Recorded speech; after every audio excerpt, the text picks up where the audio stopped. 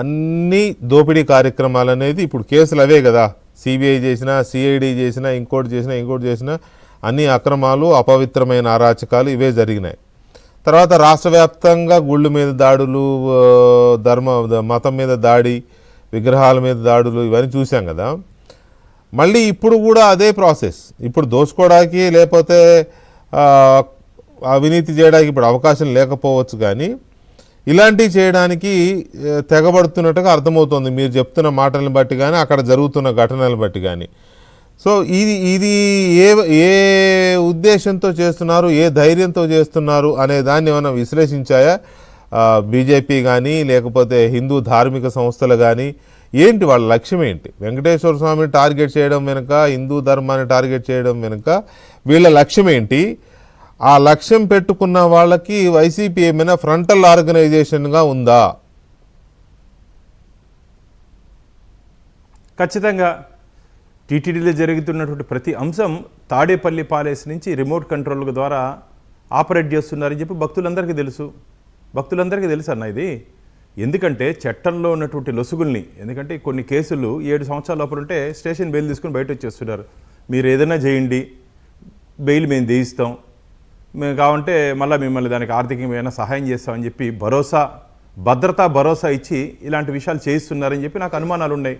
అందుకనే దేశద్రోహం, వెంకటకృష్ణన్న, దేశద్రోహం చేస్తే ఎంత అపచారమో స్వామి ద్రోహం కూడా అంత అపచారము. దేశద్రోహం చేస్తే ఎంత పాపమో స్వామి ద్రోహం కూడా అంతే పాపము. ఇలాంటి వారికి దేశద్రోహం చేసే కేసులు నాన్ బెయిలబుల్ కేసులన్నా. దేశద్రోహం కేసులో మీరైతే కేసు కనుక కట్టినామంటే అయితే జైలులో వేస్తారు. కాబట్టి ఇక్కడ కొన్ని చట్టంలో లొసుగుల్ని అడ్డంగా పెట్టుకుని ఇలాంటి దుర్మార్గులు ఇలాంటి చర్యలు పాల్పడుతున్నారు. ఇలాంటి దుర్మార్గులు ఉంటారు, భగవంతుని అడ్డం పెట్టుకొని ఇలాంటి చర్యలు చేస్తారని చెప్పి ఆ రోజు అంబేద్కర్ గారికి తెలియదు, లేకపోతే ఆ రోజు రాజ్యాంగాల్లో రాసుంటారు, దీన్ని కూడా ఇంక్లూడ్ చేస్తుంటారు. దేవాలయాల్లో ఇట్లా చేస్తే ఈ విధంగా వ్యవహరించండి అని చెప్పి. ఏం దౌర్భాగ్యం ఉన్న హిందువులకి ఇలాంటి రాక్షసులు.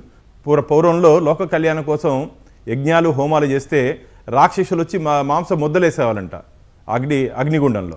అలా ఈరోజు పవిత్ర పుణ్యక్షేత్రమైన తిరుమల క్షేత్రంలో భక్తుల కోసం, భగవంతుడి కోసం ఉన్నటువంటి ఈ ప్రభుత్వం, మా ప్రభుత్వం అప్రతిష్ట పాలు చేయడానికి ఇలా నిత్యం రోజు ఏదో ఒకటి అంశాన్ని తీసుకొని వచ్చి ఆధారాలు లేకుండా, మళ్ళీ మీరు చెప్తున్నా, ఆధారాలు లేకుండా గాలి మాట్లాడుతున్నారు, ఆకాశంలో నుంచి మాట్లాడుతున్నారు. నేను మీ ద్వారా ఒకటే చెప్పదలుచుకున్నా, కింద నిల్చుకొని పైకి ఉమ్మితే మీ మీదే పడుతుంది. అదే జరుగుతుంది ఇప్పుడు వైసీపీ నాయకులకి, కార్యకర్తలకి. ఎవరెవరు తిరుమలని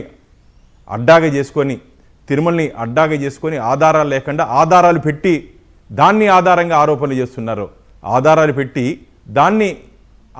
ఆరోపణలు చేస్తున్నారో, వీళ్ళందరికీ రాబో రోజుల్లో శిక్ష తప్పదు. కోర్టు దగ్గర నుంచి తప్పించుకునే సరే స్వామివారి కోర్టు నుంచి తప్పించుకునే అవకాశమే లేదు. మీకున్నటువంటి కుట్రలు, కృతంతాలు ప్రజలు గమనిస్తున్నారు, స్వామివారు ఇంకా గమనిస్తున్నారు. కలియుగ ప్రత్యక్ష దైవం ఆయనతో పెట్టుకుంటే మాడి మసైపోతారు. గత చరిత్ర మీకు తెలుసు. ఆయనతో పెట్టుకున్న వారి పరిస్థితి ఏ విధంగా ఉందో ఆ చరిత్ర మీకు తెలుసు. వెంకటేశ్వర స్వామి అభయహస్తంతో ఉన్నాడు, మౌన చిరునవ్వులు చిందిస్తున్నాడులే, మమ్మల్ని ఏమి చేయలే అనుకోవద్దండి. ఉగ్ర నరసింహుడైనాడంటే మాత్రం ఎవ్వరు తప్పించుకునే ప్రసక్తే లేదు. ఖబర్దార్, జాగ్రత్త. మీరు ఏదైనా రాజకీయం ఉంటే రాజకీయంగా రండి, మాట్లాడుకుందాం. అంతేగాని భగవంతుని అడ్డం పెట్టుకొని మీరు ఇలాంటి చిల్లర చేష్టలు చేస్తే మాత్రం జరగబో పరిణామాలు చాలా. భక్తులే తన్ని తరిమే రోజు చెప్పినట్టుగా అప్పుడు జగన్మోహన్ రెడ్డి హయాంలో ఈ జరుగుతున్న దాడులన్నిటిపైన విజయవాడ దగ్గర మఠాధిపతులు, పీఠాధిపతులు కూర్చొని దాని మీద ఒక కార్యాచరణ తీసుకున్నారు. అది కొన్ని పీఠాల వరకే పరిమితమైంది. కానీ ఇప్పుడు జరుగుతుంది, ఇక కంటిన్యూ అవుతోంది అని అంటే, ఇందాక మిషనరీస్ కుట్రలు కావచ్చు, లేకపోతే వాళ్ళ లక్ష్యాలు కావచ్చు, టార్గెట్స్ కావచ్చు ఉండొచ్చు శ్రీరామ్ గారు చెప్పినట్టుగా. దీని మీద ఏమన్నా, నేను అదే అంటున్నా, హిందూ ధార్మిక సంస్థలు కానీ, హిందూ మత పెద్దలు కానీ, బీజేపీ కానీ, ఫర్ దట్ మ్యాటర్, మీ నినాదమే హిందుత్వ కాబట్టి బీజేపీ కానీ దీని మీద ఏమన్నా చర్చిస్తున్నాయా ఇంటర్నల్గా కానీ లేక పార్టీల పరంగా? ఖచ్చితంగా గతంలో జగన్మోహన్ రెడ్డి గారి ప్రభుత్వంలో ఆయన తీసుకుంటే నిర్ణయాల మీద, టీటీడీలో ఆయన పెట్టినట్టు మనుషులు తీసుకుంటే నిర్ణయాల మీద నేను కోర్టుకు వెళ్ళానంటే భారతీయ జనతా పార్టీ కార్యకర్తగా నేను కోర్టుకు వెళ్ళా, వెంకటేశ్వర స్వామి భక్తుడిగా నేను కోర్టుకు వెళ్ళా, బీజేపీ అనుమతితో నేను కోర్టుకు వెళ్ళా. అన్ని కేసులు స్వామివారికి అనుకూలంగా, ధర్మానికి అనుకూలంగా కోర్టులో స్టే రావడం జరిగింది. ఈ రోజు కాదు కదా, మొదటి నుంచి మేము పోరాటం చేస్తున్నాం, దాన్ని కొనసాగిస్తున్నాం. ఇంకా అట్లీస్ట్ వాళ్ళు రాజకీయ నిరుద్యోగులే మిగిలిపోయిన తర్వాత ఇలాంటిది దుర్మార్గ పనులు చేయరనుకున్నాము. కానీ ఖాళీగా ఇంట్లో కూర్చునేది ఎందుకని చెప్పి ఇలాంటి దుర్మార్గ పనులు చేస్తున్నారు వాళ్ళు. దానికి అందుకనే ఇంతకుముందు నేను మీకు చెప్పాను, మఠాధిపతులు పీఠాధిపతులు ఏం చేయబోతారంటే ప్రజలు ఖచ్చితంగా తిరుగుబాటు చేస్తారు. ఇదే విధంగా శ్రీవారి క్షేత్రం పట్ల వికృత చేష్టలు, ఇట్లా అబద్ధపు అసత్య ప్రచారాలతో వాళ్ళు ఏదైనా ఆరోపణలు చేస్తే ఇప్పటికే సహించున్నారు.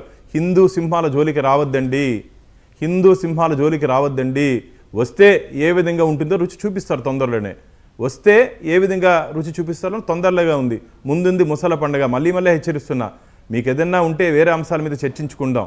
కానీ తిరుమల క్షేత్రాన్ని అడ్డం పెట్టుకొని అడ్డగోలుగా అబద్ధపు మాటలు చెప్తే మాత్రం ఇన్ని రోజులు ఓపిక పట్టాం, ఇంక ఓపిక పట్టే ప్రసక్తే లేదు. చాలా కఠినమైన చర్యలు తీసుకునే దానికి మేము సిద్ధంగా ఉన్నాం. ఈరోజు రాష్ట్ర ముఖ్యమంత్రి గారు కూడా, గౌరవ ముఖ్యమంత్రి చంద్రబాబు నాయుడు గారు కూడా మాట్లాడడం జరిగింది. తిరుమల క్షేత్రాన్ని ఉద్దేశపూర్వకంగా వైసీపీ నాయకులు, వైసీపీ పార్టీలో ఉన్న కొందరు కార్యకర్తలు సోషల్ మీడియాలో కానీ బహిరంగంగా కానీ ఇష్టానుసారంగా వ్యవహరిస్తున్నారు. వారి మీద ఖచ్చితంగా గట్టి చర్యలు తీసుకునే రోజులు దగ్గరలోనే ఉంది. రైట్. భానుప్రకాష్ రెడ్డి గారు, ఇది ఎంతో కాలం దీన్ని కంటిన్యూ జరిగేలా చేయడం మంచిది కాదు.